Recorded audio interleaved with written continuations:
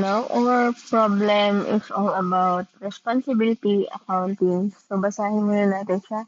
Gora Lang Enterprise operates three product lines, Alpha, Bravo, and Charlie. Below is the financial data for the current year. So ito ang ating product line, Alpha, Bravo, and Charlie. And given ang sales, variable cost, controllable fixed cost, non-controllable fixed cost, and ang ating allocated fixed cost. So what are our requirements? Compute the contribution margin, controllable margin, segment margin, and operating profit for each product line and the total corporation. And number two, identify which product line performed the best and justify your reasoning based on the results. Suggest which product line, if any, should be discontinued or restructured to improve overall profitability. So first, hanapin muna natin ang contribution margin ng bawat product line. So dito, to get the contribution margin, we just have to less our variable cost from our sales. So kay product line A, sales, meron tayong 1,500,000 less 750,000. So magiging answer natin, contribution margin natin is 750,000. While kay product line B naman ay 2,200,000 less 880,000, which means makakuha tayo ng 1,320,000 na contribution margin. While kay product line C na 3,300,000 less 2,640,000, magkaka-act tayo sa contribution margin na 660,000. So, bali sa total corporation, meron tayong sales na 7 million, then less variable cost na 4,270,000, and meron tayong total contribution margin na 2,730,000 pesos. So, to get the controllable margin naman, we just have to less controllable fixed cost from our contribution margin. So, sa ating product line A, meron tayong contribution margin na 750,000 less our controllable fixed cost na 300,000. So, magkakaroon tayo ng controllable margin na 50,000 pesos. While sa product line B naman ay 1,320,000 less 700,000 pesos. And meron tayong controllable margin na 620,000 pesos. So, dito naman kay product line C, meron tayong 660,000 contribution margin less 850,000 controllable fixed cost. So we have controllable margin na negative 190,000 pesos. So sa total contribution margin naman natin na 2,730,000 less ang ating total controllable fixed cost na 1,850,000.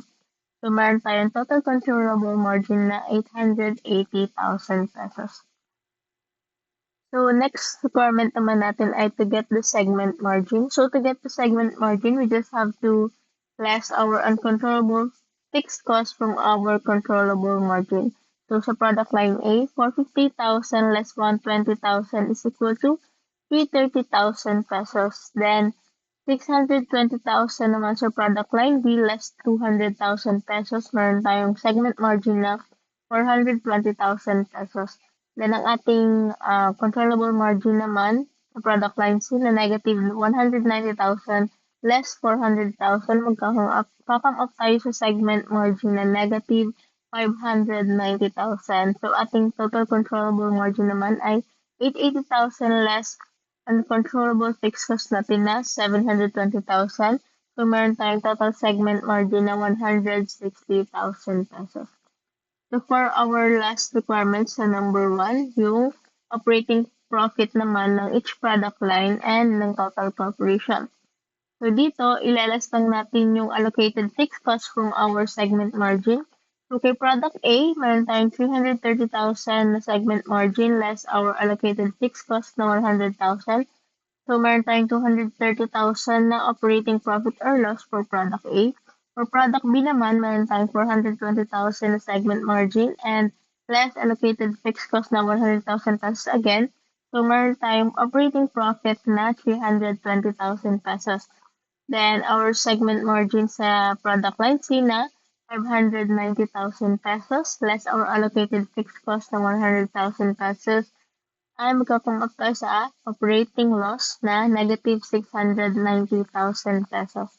And our total segment margin ng 160,000 pesos less our allocated fixed cost at 300,000 pesos, mag-come up tayo sa total operating loss na negative 140,000 pesos.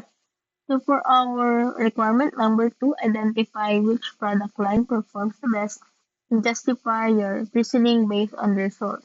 So to identify na kung alin yung product line na nagpa-perform the best, we have to look at our segment margin.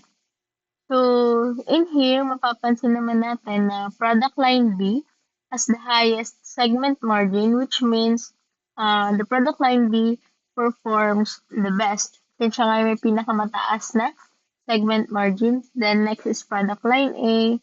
Then lastly is product line C. So for our requirement number 3, suggest which product line should be discontinued or restructured to improve overall profitability. So to identify naman our requirement number 3, we just have to look at our operating profit or loss.